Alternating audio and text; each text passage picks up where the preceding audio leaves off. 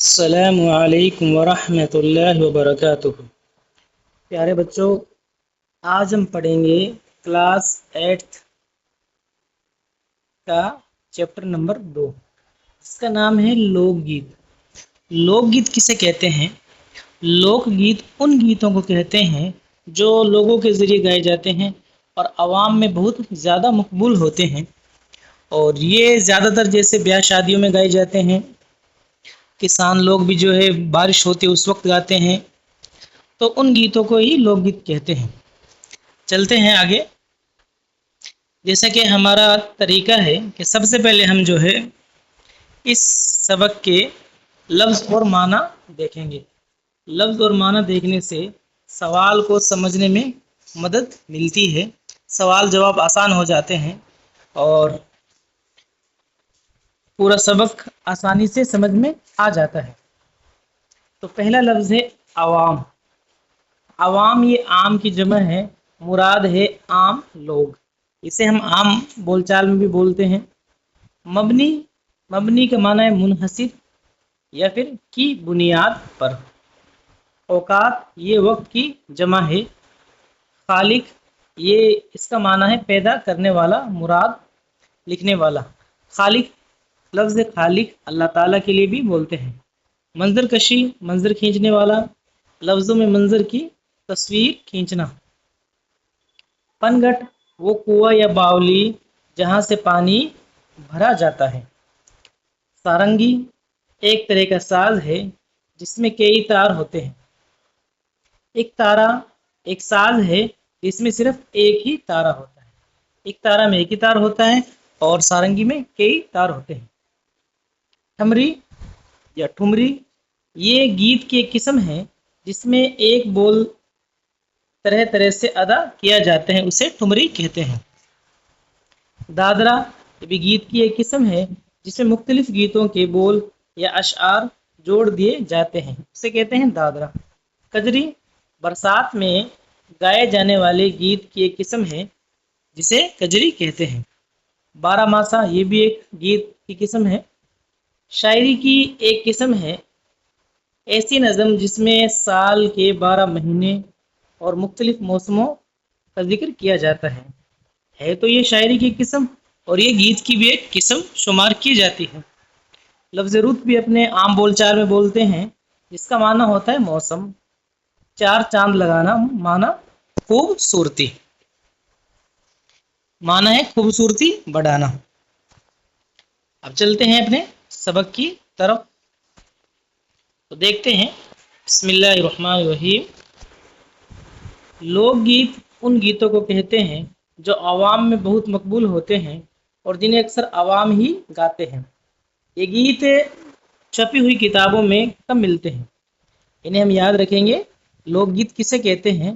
آگے یہ سوال بھی پوچھیں گے تو یہاں سے نشان لگا سکتے ہیں۔ لوک گیت ان گیتوں کو کہتے ہیں جو عوام میں بہت مقبول ہوتے ہیں، ٹھیک ہے، جو چھپی ہوئی کتابوں میں کم ملتے ہیں۔ بہت سے لوگ گیت ایسے بھی ہوتے ہیں جن کے بارے میں ہم یہ بھی نہیں جانتے کہ ان کے خالق کون ہیں، مراد ہے کہ ان کے لکھنے والا کون ہے۔ لوک گیت زیادہ تر لوگوں کی زبان پر ہوتے ہیں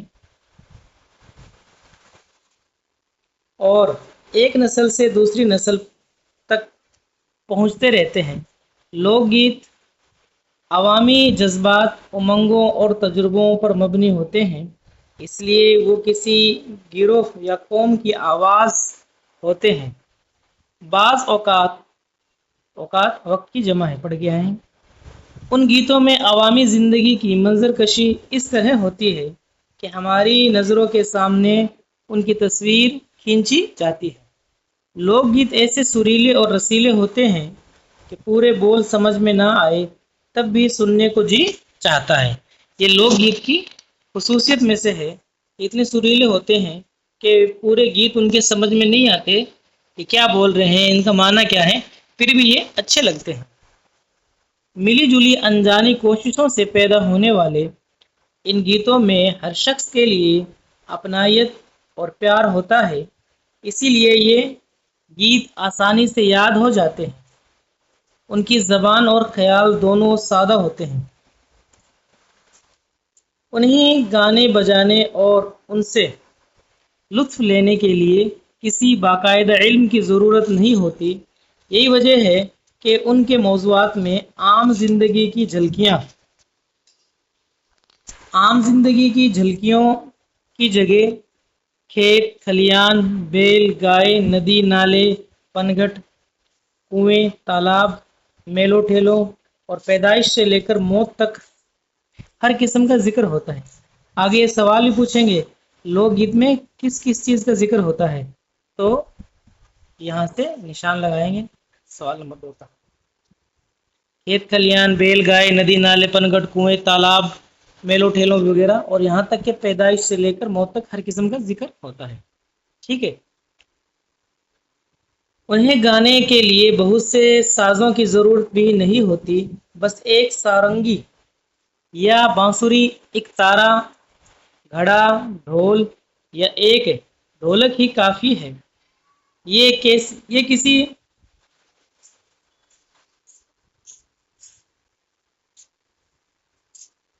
کسی بھی ساز پر گائے جا سکتے ہیں اور بغیر ساز کے بھی گائے جا سکتے ہیں۔ ٹھمری، دادرا، کجری، یہ سب لوک گیت کے ایک اپنے انداز ہیں۔ بارہ ماسا بھی اس کی مشہور مثال یا مشہور شکل ہے۔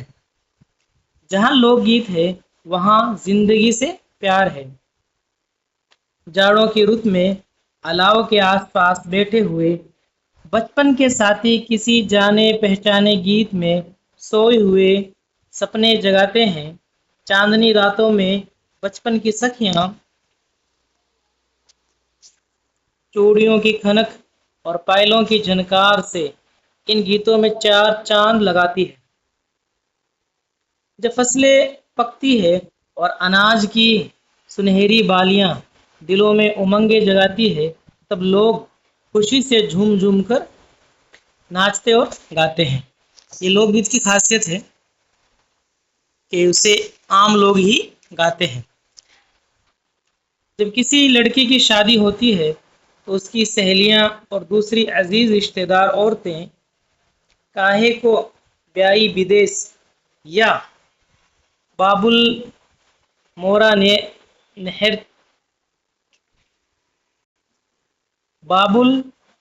نہر چھوڑو ہی جائے جیسے درد بھرے گیت گاتی ہے۔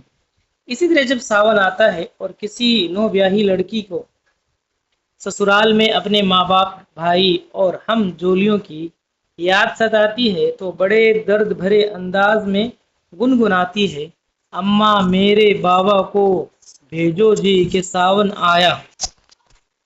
اسی طرح لڑکوں کی شادی میں بھی گانے گائے جاتے ہیں۔ لوک گیتوں میں دیہات اور قصبات کی سماجی زندگی کے سارے رنگ صاف نظر آتے ہیں۔ اکثر شادی کا گھر ہو تو گھر کی سجاوٹ، یہ آگے سوال بھی پوچھیں گے کہ لوک گیتوں میں کس کے رنگ نظر آتے ہیں، تو یہاں سے اس کا جواب ہو جائے گا، سوال نمبر 3 کا کہہ سکتے ہیں۔ تو گھر کی سجاوٹ، دلہا دلہن، مہمانوں کی سج دھج، باراتیوں کے ناز نخرے، سمدھیوں پر کی جانے والی چوٹیں اور پھپتیاں، ساس نندوں کی تکراریں، دیور بھابھی کی چھیڑ چھاڑ، رت جگے، سہرے، منتیں، رخصتی، جھومر، ٹکیا، مہندی، ابٹن، لال بننے اور ہریالی بننی کا سارا لباس اور تمام زیورات ان میں موجود ہوتے ہیں۔ یہاں تک ہو جائے گا۔ برسات کا موسم ہو تو بجلی، کوئل، مور، کوے، پپیا، ندی نالے، تال تلیا، باغ بگچے اور جھولے وغیرہ سب شامل ہیں۔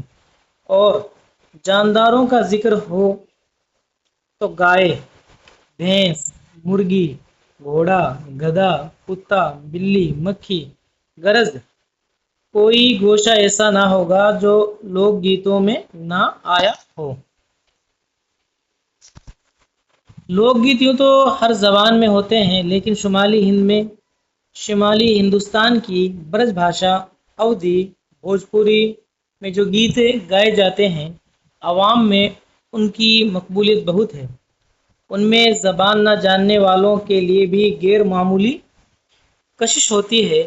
کشمیری، ہریانوی، پنجابی، بنگالی، مالوی اور راجستھانی لوک گیتوں کا بڑا پیارا انداز ہے۔ یہ ایک سوال کا جواب بھی ہے یہاں سے، کشمیری سے لے کے اور یہاں تک چوتھے سوال کا۔ خاص طور پر راجستھانی لوک گیت تو اتنے رقص کہتے ہیں ناچنے کو، موسیقی گانے کو، رقص اور موسیقی کی وجہ سے زیادہ مقبول ہیں۔ کون ہوگا جس نے راجستھان کا یہ مشہور لوک گیت پلو لٹکا گوری کو پلو لٹکا، یہ راجستھان کا مشہور لوک گیت ہے، نہ سنا ہوگا۔ ٹیلی ویژن اور فلموں میں بھی لوک گیتوں کا بڑا رچاؤ دیا ہے۔ ان لوک گیتوں میں ہماری تہذیب رچی بسی ہے۔ سبق دوستوں مکمل ہو گیا۔ اب اس کے سوال جواب دیکھتے ہیں، اور سوال جواب ہم کریں گے مہم گائیڈ کے ذریعے۔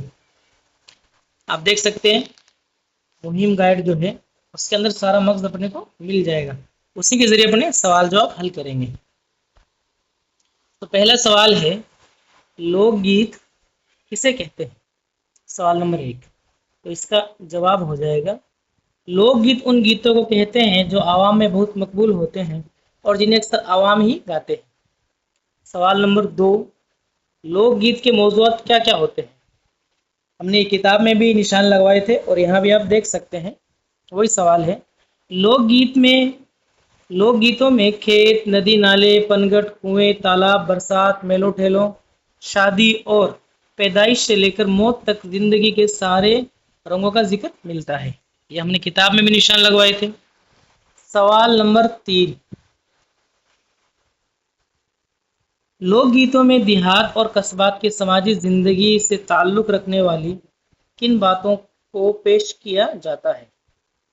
جواب نمبر 3، لوک گیتوں میں دیہات اور قصبات کے سماجی زندگی، جیسے شادی کا گھر ہو تو گھر کی سجاوٹ، دلہا دلہن اور مہمانوں کی سج دھج، رت جگہ، رخصتی، مہندی وغیرہ، اور برسات کا ذکر ہو تو بجلی، کوئل، ندی نالے وغیرہ کا ذکر آتا ہے۔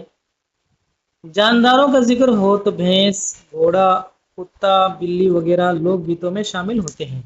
سوال نمبر 3 بالکل ایزی ہے اور آپ یاد بھی فوراً کر سکتے ہیں۔ سوال نمبر 4، عوام میں کہاں کہاں کے لوک گیت زیادہ مقبول ہے؟ یہ ابھی آخر میں پڑھے تھے ہم نے اور بتایا بھی تھا۔ جواب نمبر 4، عوام میں برج بھاشا، اودھی، بھوجپوری، کشمیری، ہریانوی، پنجابی، بنگالی، راجستھانی میں گائے جانے والے لوک گیت کافی مشہور ہیں۔ تو یہ ہو گئے 4 سوال مکمل۔ اب یہ 5واں سوال خالی جگہ کو مناسب الفاظ سے بھریے۔ یہ آپ کا HW ہے، یہ آپ کو خود ہی کرنا ہے، اور اگر آپ سے حل نہیں ہوتا تو یہاں مہم کے اندر نیچے جوابات میں دیے ہوئے ہیں۔ آگے چلتے ہیں، نیچے لکھے ہوئے لفظوں کو جملوں میں استعمال کیجیے۔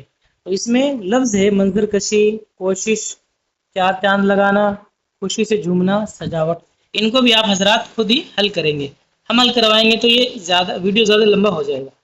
یہ دیکھ لیتے ہیں، جمع جس کا معنی ہوتا ہے بہوچن، واحد جس کو ہندی میں کہتے ہیں ایک وچن، یہ ریٹ کے اعتبار سے بھی آپ کا ایک ٹاپک ہے تو دیکھ لیں گے۔ بہوچن مینس جمع، جیسے خیالات جمع ہے، واحد ہو جائے گی اس کی خیال، خطرات جمع، واحد خطرہ، سوالات جمع، واحد سوال، جوابات جمع، واحد جواب، مقام واحد جمع مقامات، عمارت واحد جمع عمارات۔ اس کو آپ اچھی طریقے سے دیکھ لیں گے۔ پھر 8واں سوال، نیچے لکھے ہوئے لفظوں کو جوڑیے۔ یہ کام بھی آپ کا HW ہے، خود ہی کرنا ہے۔ باقی یہ مہم کے اندر اضافی سوالات بھی دے رکھے ہیں، ان کو بھی آپ حل کریں۔ بہت بہترین انداز میں سوال دیے گئے ہیں جس طریقے سے پیپر میں آتے ہیں۔ ملتے ہیں دوستوں نیکسٹ ویڈیو میں۔ السلام علیکم ورحمۃ اللہ۔